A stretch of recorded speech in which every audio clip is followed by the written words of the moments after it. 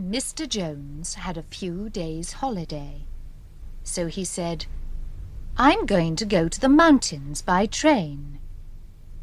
He put on his best clothes, took a small bag, went to the station and got into the train. He had a beautiful hat, and he often put his head out of the window during the trip and looked at the mountains.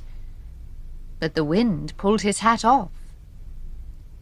Mr. Jones quickly took his old bag and threw that out of the window too. The other people in the carriage laughed.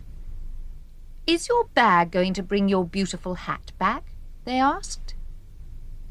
"No," Mr. Jones answered, "but there's no name and no address in my hat. There's a name and an address on the bag. Someone's going to find both of them near each other, and he's going to send me the bag and the hat." Exercise A. Mr. Jones had a few days' holiday, so he said, "I'm going to go to the mountains by train."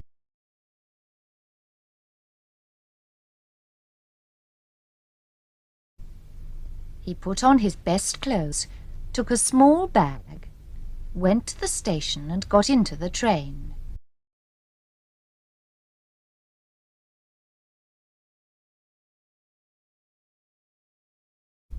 He had a beautiful hat, and he often put his head out of the window during the trip and looked at the mountains.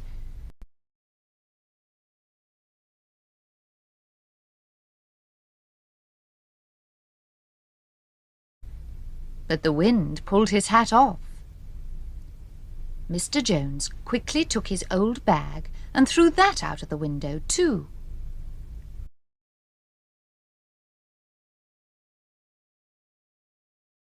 "Is your bag going to bring your beautiful hat back?" they asked.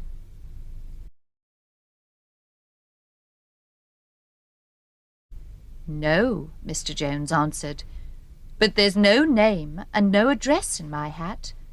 There's a name and an address on the bag.